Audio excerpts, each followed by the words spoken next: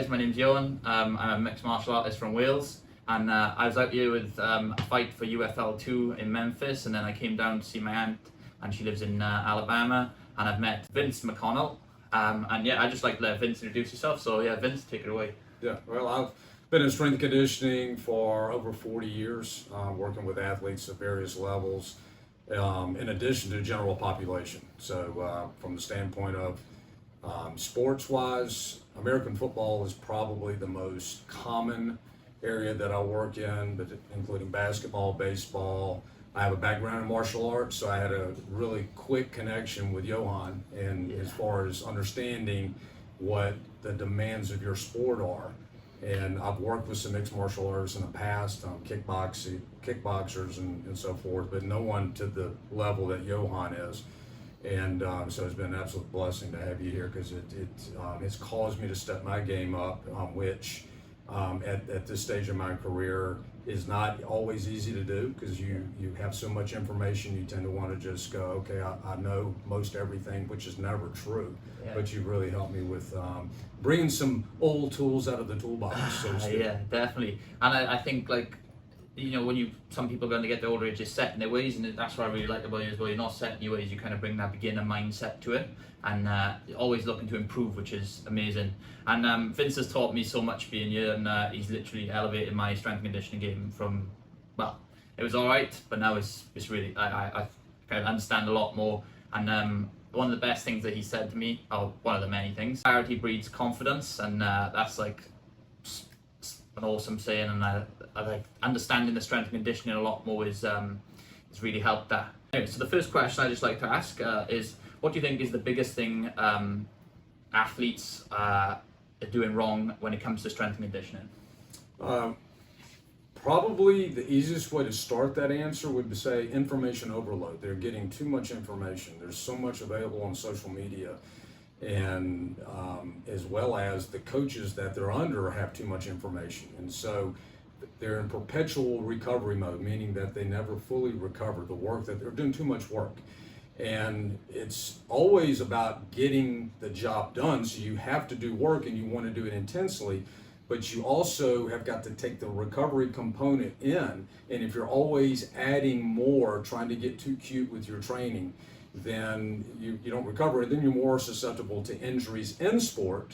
Maybe not in the weight room, but the injuries may occur in sport, but you go, well, it couldn't have been the weight room because I got hurt while I was on the field, I got hurt while I was in the cage on the mat, and you're like, no, you still hadn't recovered yet from your workouts. And so what I see is that, as well as getting too fixated on numbers. Meaning that it's got to be, how much should I bench, how much should I squat, how much should I deadlift, and everybody, for two reasons. Number one, they're either competitive with their peers, or they're wanting to look better for social media and posting things and all that. And that sounds too oversimplistic, meaning that that's an answer that somebody goes, oh, well, it's not just that. Well, it all originates from that, from not having, going back to the clarity thing, from not having clarity of defining what is my objective in training. It's not to get good at lifting weights or moving things, it's to be better at my sport. And once you have that definition of your objective, then you're able to make the right choices, and you're also not trying to prove yourself in the weight room on a daily basis, because you're understanding that the job is to prepare yourself for the sport. That's why instead of strength conditioning, I prefer to call it athletic preparation. So it helps with the understanding of, why am I here? Why am I doing that exercise? Why am I doing this workout? Why am I training that particular movement? It's all because it's preparing you for the sport. Yeah, I love that. And when I come to Vince's gym, I was like, where's all the squat racks and all the weight, like all the platforms, etc. Because I was so focused on numbers again, like just I wanted to say bench 100 kilos, squat 150, whatever. But he only has one rack in his whole gym, which I was like, it took me like a week to realize. I was like, geez, you only got one rack. And then he showed me all the different exercises, and you'll see in the vlog that I've been doing. And again, just like changed the game completely. And one of the biggest things that Vince has like taught me is, body doesn't know if you're bench pressing 120 kilos or 60 kilos. Like your muscles don't know that. So then it's just the tension you're creating from the exercise, and you're still getting that load and that workout. So you don't need the big numbers, as you mentioned, with all the different sorts of weights. And that's one of the biggest things that has changed me. And the bands, I just finished a conditioning session with the bands, and that was brutal. And again, there's no really risk of injury, and it's just, it'll mess you up. It'll get you fatigued, tired, mess you up in a good way, not a bad way. And yeah, anything you would like to comment on the bands? Or? Yeah, well, the thing about what we do conditioning wise with the bands is that we need the intensity. I mean, the intensity, anytime that we're talking about training without injury, we can't sacrifice intensity because we've still got to get the job done. It's just that you want to select exercises and workouts that have the least risk and the least risk of collateral damage. Yeah. And that's the key. So with the resistance bands, what they allow you to do, especially in the type of circuit that we did in the conditioning circuit, is it allows you, even when fatigue is escalating, to still execute the exercises with the intent of speed while not increasing the risk of injury, which if it's in conventional, traditional modes of training, even if it's body weight, say doing push-ups, the tendency is to try to create momentum, which means you're going to change your biomechanics. You're more susceptible to injury as the fatigue starts to set in. When you're training for strength, it's not about fatigue, it's more about the quality of the repetitions from the standpoint of intramuscular tension. Yeah. That's the difference in conditioning. It is about handling fatigue and managing fatigue and being able to deal with that big, huge wave that's going to hit you of the onset of fatigue where you want to quit. With the resistance bands, you're able to continue to push through, again, with the intent of being explosive, but without the consequence of injury. So on that point to quit, and just going to hone in on the last point, it was something that you said to me earlier in the week, and I would love for everybody to hear this, was how do you battle fatigue when it kind of sets in during the exercise? What is your mental or your outlook for that? Fatigue is a given for a professional athlete, an elite athlete. You understand that when you train, you're training to prepare your body to be able to manage fatigue so that the quality of your performance is sustained no matter how much fatigue or how tired you are is there. So when you approach fatigue as it's going to be there, and you're not one that is surprised by it, you don't react to the fatigue. You learn to just let it be there, and you respond to the fatigue. There's a difference in being responsive and being reactive. When you react to fatigue, you bring unnecessary energy thinking you're trying to fight the fatigue. For instance, if your fatigue level is escalating to a 9.8 on a scale of 10, just perceived effort-wise, and then you feel the fatigue and then you get anxious and you start trying to resist that the fatigue is there, you've just taken that 9.8 to like a 12, and you haven't gotten it, but your performance is suffering. Yeah. So in other words, you want to get to that 9.8 and be able to respond to the fatigue going, okay, there it is. Let that wave get to the peak and let it start to decline, which it will. Then that 9.8 will come down to an 8.8, and it'll come down to a 7.8. It's kind of like heart rate training, but even better, because you're able to pay attention to where that level of fatigue is and not be surprised by it. In other words, don't be, oh no, I'm about to quit, or I can't take anymore. And that self-talk process happens when fatigue hits. That's what it was Vince Lombardi, American football coach, said, fatigue makes cowards of us all. Yeah. And that's what he basically was saying, is that when the fatigue is there, so it's not like you're denying that you're tired or that the fatigue is escalating to that almost red line point. It's the fact that you go, okay, it's there, and I'm going to let it come back down. And it will.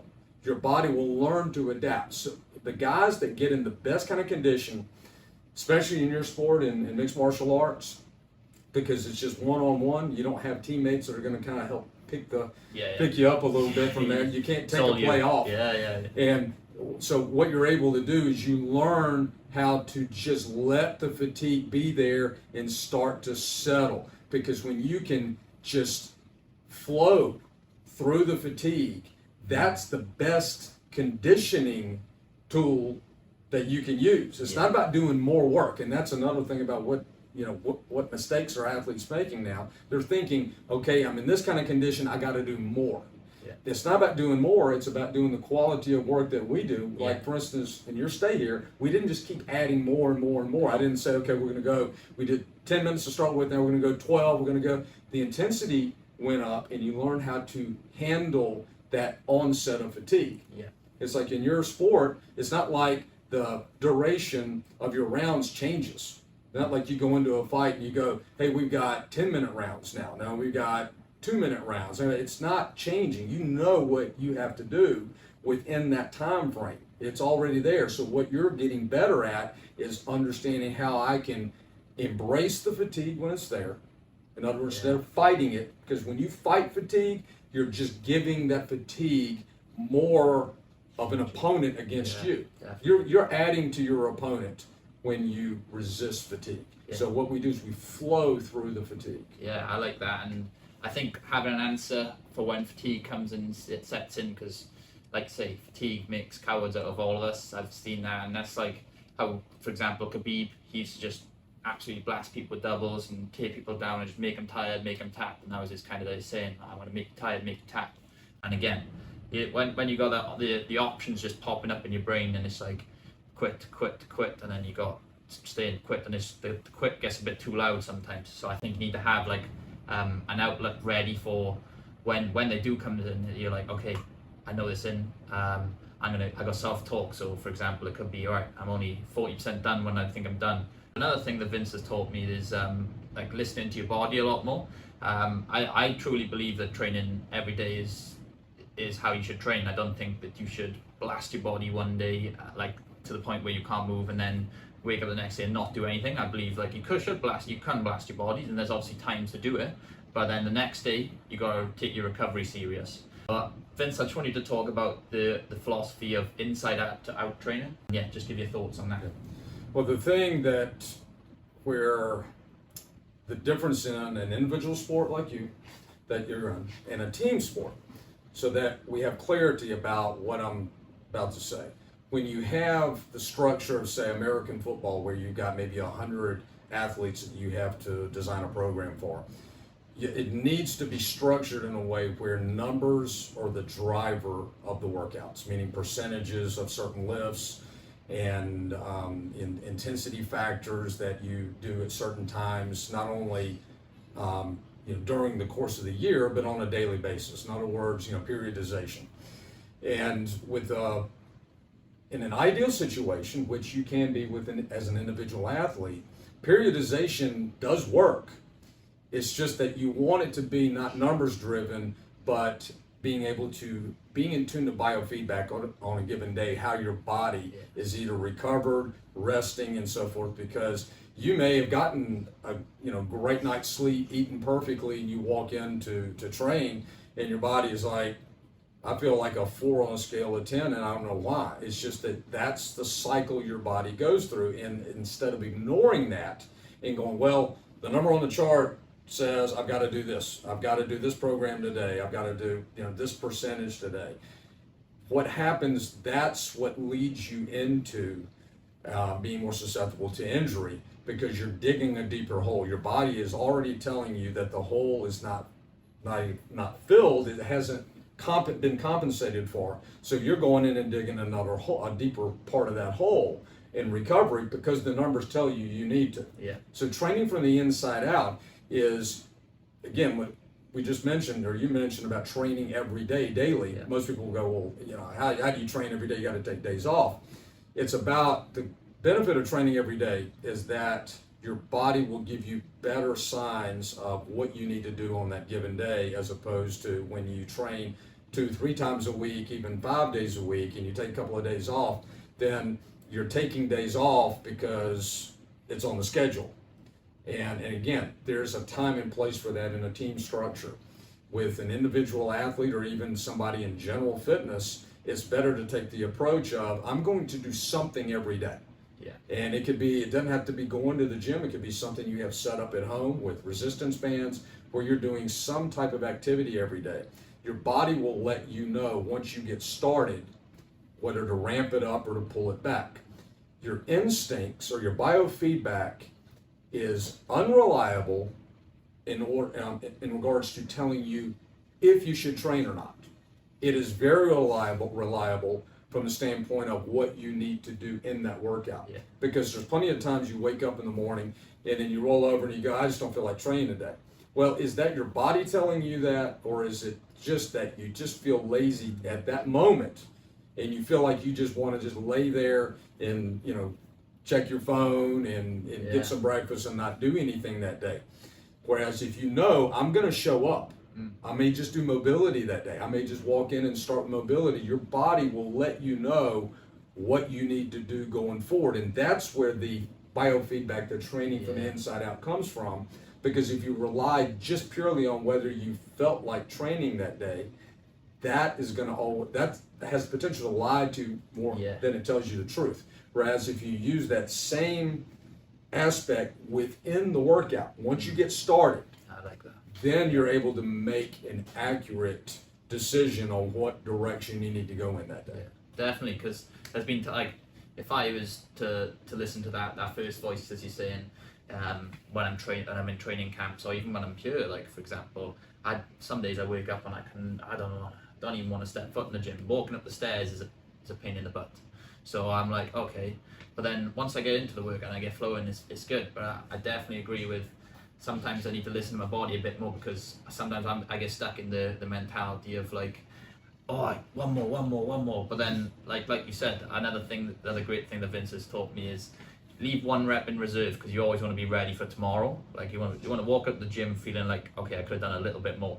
And that's not saying like to be lazy or to take it back, but that's just saying like, right, I'm ready. I'm gonna be prepared for the next day. I'm not going to absolutely blast my body so I wake up tomorrow and I get that really negative voice and it's like, oh, I don't even want to move out of bed, or I'm just going to check my phone.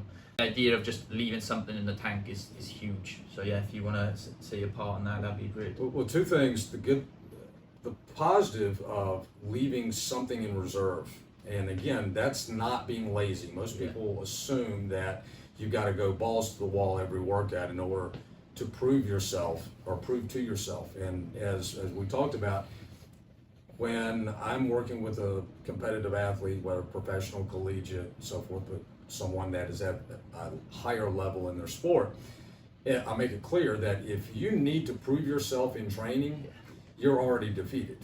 And what I mean by that is that you've got to already have your self-worth intact to be the best you can be from a competitive standpoint.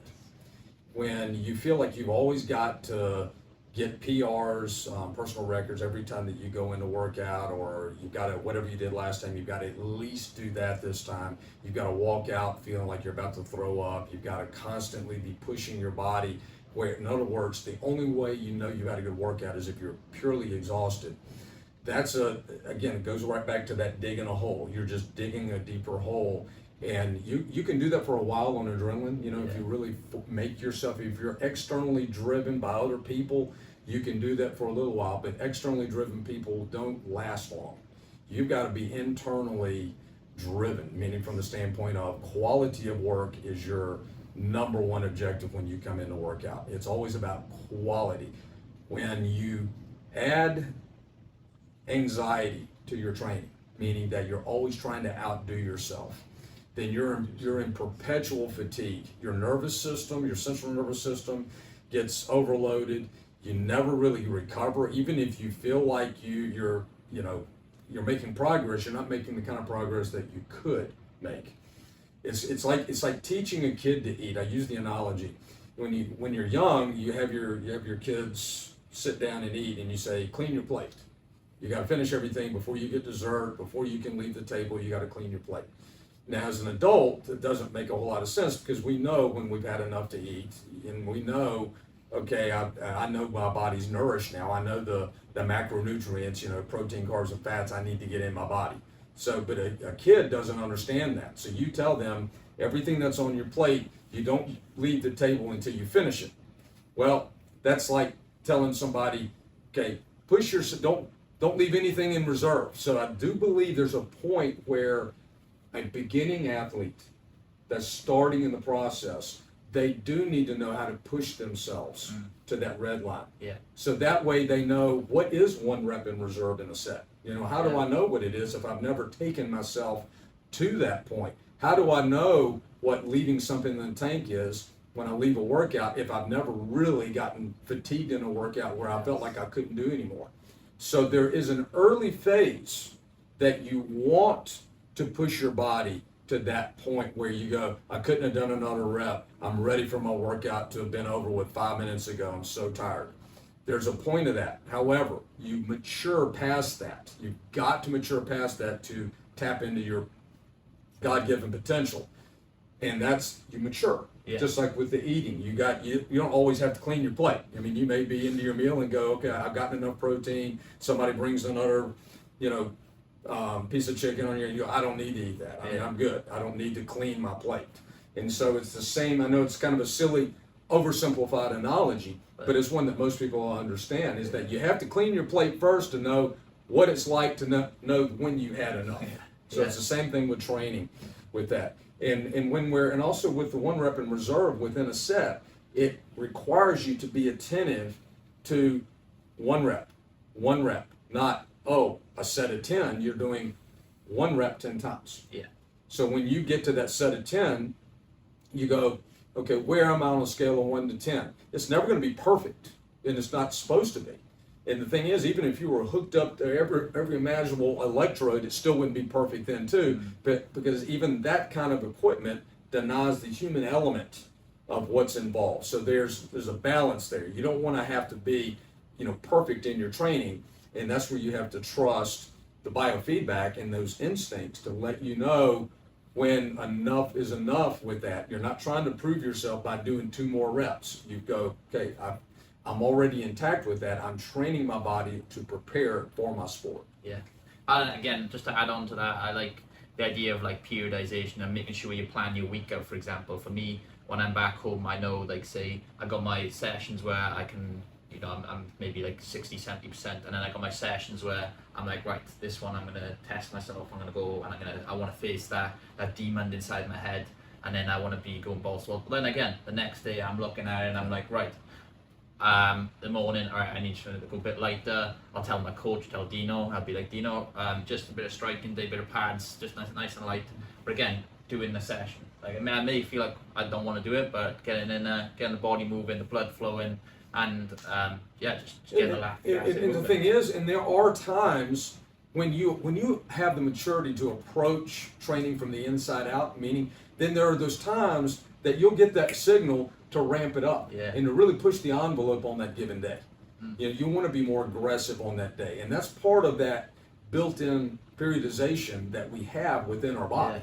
So I'm not saying that you always train easy. No, I mean, no, far from that. Yeah. It's actually making certain that you leave enough in the tank so those days where you do want to push it, you've got something there to push with. Because if you're always going by the numbers, because if this says this, that says that, I've got to outdo myself every time, you hit a plateau. It's not about me saying you hit a plateau. You will hit a plateau, and it won't be something you're in control of. And then to try to ignore the plateau, that's where injuries occur. And you have guys that have trained for, say, 10 years in a sport, and they go in perpetual mode of ignoring their signals, getting injured, having to go through rehab. Then they cycle back around. They can't do anything training-wise. Then they build back up. They do the same thing again, same mistake. They push it over the edge. They get injured again, and they go in that perpetual cycle. And if you were to follow them over the course of 10 to 12 years, you go, yeah, they go in that cycle. Then they get injured. Then they come back around. They build back up, and they get injured. And it's the same thing. Whereas we want to avoid injury. We want to look at it, and I don't mean if you're injured, you can't train.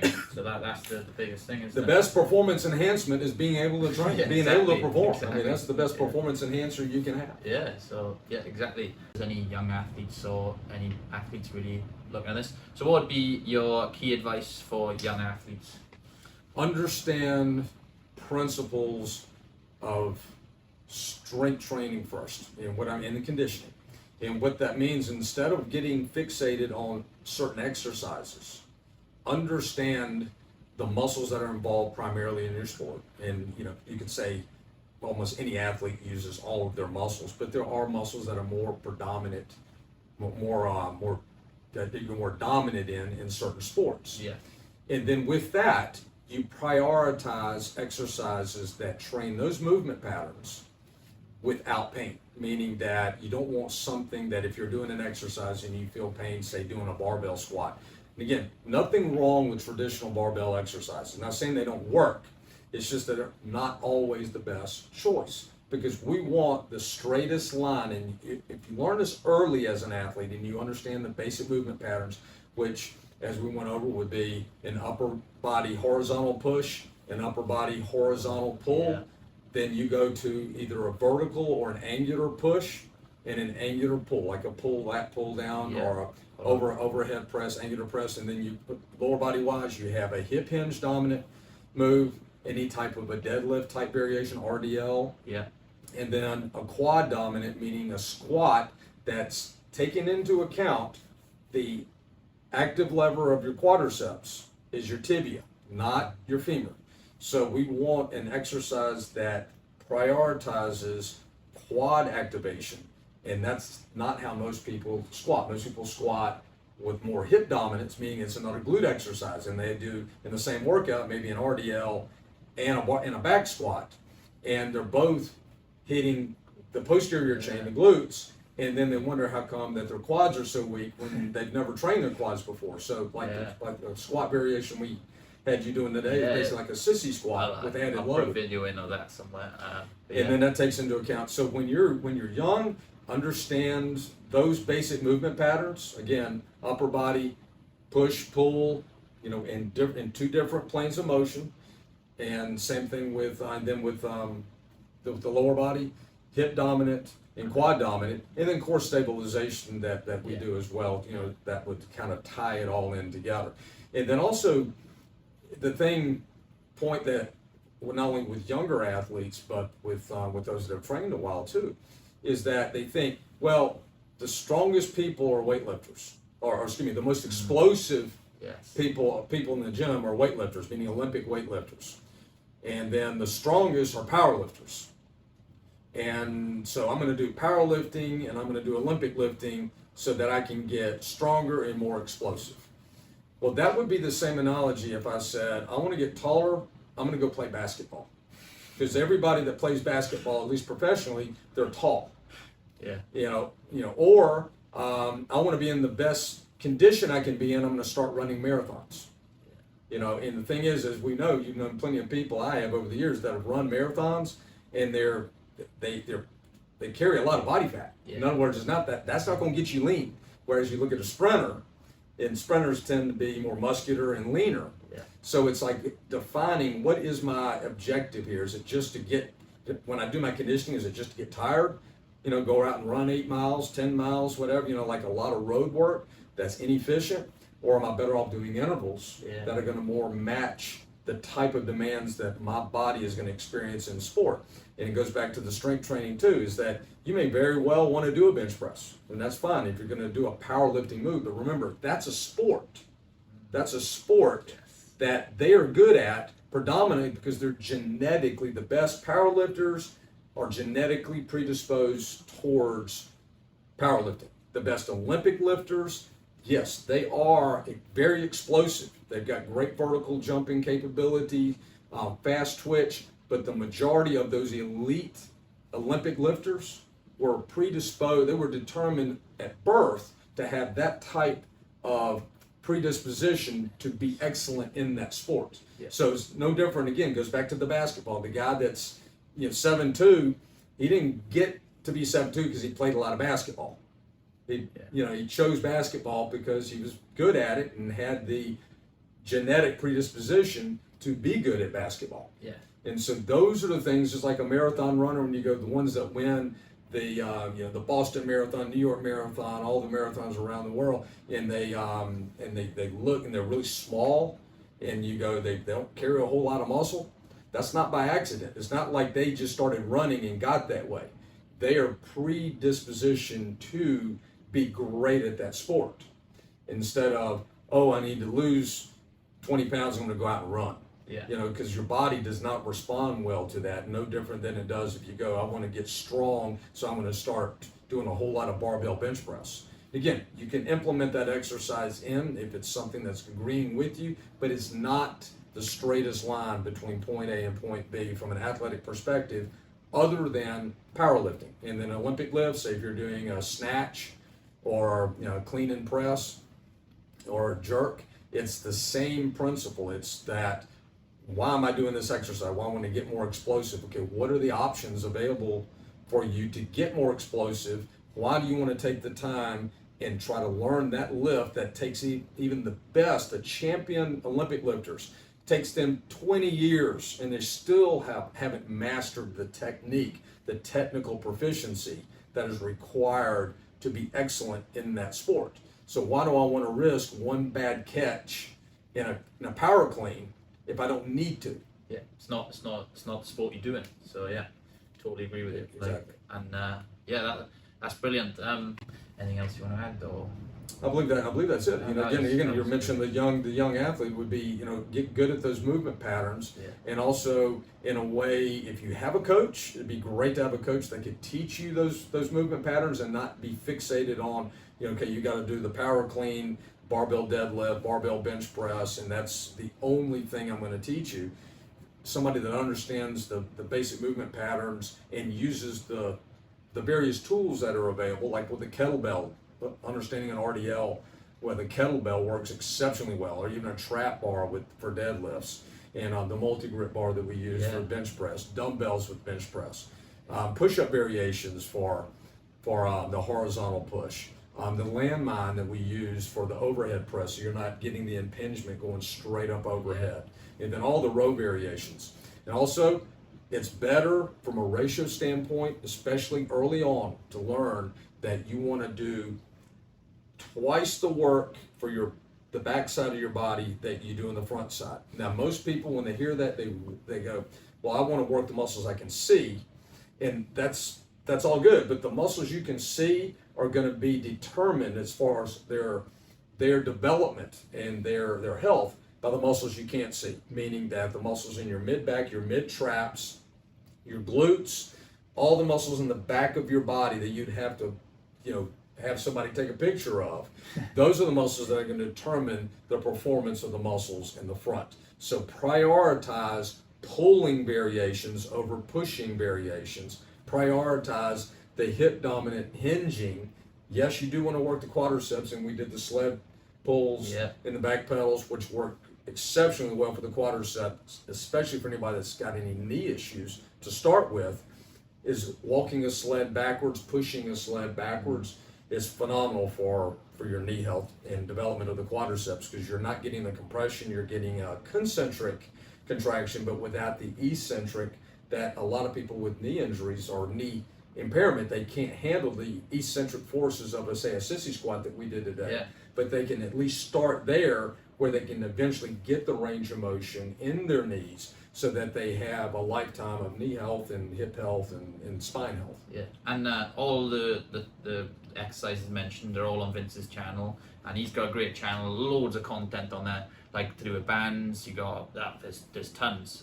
You could spend hours going through. I've spent quite a while going through that, but that's great. And I'd just like to say a huge thanks to Vince for welcoming me in, because I just turned up with Kenny McLean, and he was like, I got you on, and then so Vince has really took me in and took me under his wing, and I'm very very happy to call him a friend now, and he's not held any knowledge back from me. He's just given and given and given, and I can't fault it. So really, thank you. And I appreciate that, and it's been 2 of the best weeks training you. I've trained a lot of high level athletes. The only reason I say that is not to make myself important, but I've seen a lot of really good athletes. I've seen guys that really get it, and you instantly are in that very small category of athletes. And I appreciate that. Just from a standpoint of not only your work ethic, which was obvious from the first time that observe you go through a workout, but the fact that you're also cerebral. You want to understand the why. Yeah. You understand why we do what we do, as opposed to just having someone tell you what to do and then you just do it and hope for the best. And that's the way a lot of athletes approach their training. And then when they do get to the professional level and they don't have anybody babysitting them, they don't know what to do. They're totally lost because they only knew the things that they had to do, say, in the collegiate weight room that their coaches made them do. And they don't understand the why was I doing that exercise. And when you understand the why, you can choose the best what for you. Confidence is clarity, or clarity is confidence, whichever way. They work together. It's a circle. It's a circle with it's that. Literally. And then with clarity breeds confidence, and with confidence you have consistency. In consistency, I use the 4 C's. I go, clarity, confidence, consistency, conquer. Which means that if you have those first 3 as your foundation, clarity, confidence, and you're consistent in your training, then you can conquer anything that you have to face in your sport. It doesn't matter what it is, because you've already got that base level. You're not in that perpetual mode of being anxious. Yes. Of always feeling like you have to outdo yourself. You're not always trying to prove yourself, because the thing with perfectionism, whether it's in training or whether it's in life or in your sport, is that perfectionism always has fear. It always has anxiety. It always is trying to prove itself. And there's nothing wrong with having perfection as something you want to strive for, but it's never something you really want to capture, because once you think you've achieved perfection, you can only go down from there. You can only go backwards. It's like catching the prize, and then now what? I mean, now you can only lose it. Now you have this fear of losing it. And when you are willing to accept less than perfection, that is not complacency, and it's not weakness. It's actually the ones that identify with perfection, thinking they have to be perfect, that become complacent. They self-sabotage their career, they self-sabotage their training. That's when they get injured. They get to a point where they realize, I'm not going to be able to be perfect, and then it's that kind of subconscious that kicks in that will produce an injury. You'll do something, make a bad decision outside of your sport, whether it's people you're around or whether it's a bad decision, that, I'm not going to name any specifics, but there are plenty of bad decisions people can make outside their sport. And so when you approach it from the standpoint of, I'm already complete as a person, that is not saying you're finished. It just allows you to not have to always trying to complete yourself in that match or in that workout. And that's the number one thing, is that the best athletes, the warriors, are not in fear. And the only way you can be free of that fear is to not have to be perfect. Because having to be perfect and identifying with that is what leads to weakness, is what leads to self-destruction or self-destructive choices. Definitely. So you look at it from the perspective of, just I'm gonna be you. Just be you, just like the quote that I sent you last night. All you have to do is be you. You be whatever your 100% is today. It's not based on what anybody else has done. It's not even based on what you've done in the past. It's just about what I have in the tank today, who I am today, and you be that. And then you wake up the next day and you repeat it. You wake up the next day and you repeat it. You're not always reflecting back on, I've got to do this, I've got to attain this, I've got to, all that sounds great and it looks for good stuff on social media, but it's not sustainable, number one. And it's not going to, if you interview any of the top athletes, no matter who they are, if it's Tiger Woods in golf and all that, they understand it's about being in a flow state and being in that zone. Being in that zone where you're not comparing yourself to anybody else, not even comparing yourself to you yesterday. And you're not worried about tomorrow. It's just that present moment. That is something that can be done. It takes practice, as we've talked about in the last couple of weeks. It's not something that just happens naturally, but it's also something that you wake up and you do it again. It's like you don't brush your teeth once and go, done, over with. You brush them the next day. And while you're brushing them, you're not thinking, this doesn't work. Why am I doing this? It's the same mentality that you take to be in that flow state is, I'm going to practice it. I'll wake up, I've got a little sniffle today, I'm not feeling good, doesn't matter. You do you today. Yeah, that like one of the things I apply is I just want to be better every day. Like just maybe learn a new skill, maybe just learn something different, and just improve myself every day. And that's the part that I'm doing it. But anyway, thank you, Vince. Yes. It's been a pleasure. And, Absolute privilege. make sure you give Vince a follow on Instagram. I'll put it up on the screen. And then on his YouTube channel as well, give him a sub. He's got so much knowledge on the strength and conditioning, and yeah, absolutely knowing. But yeah, thank you. Yeah.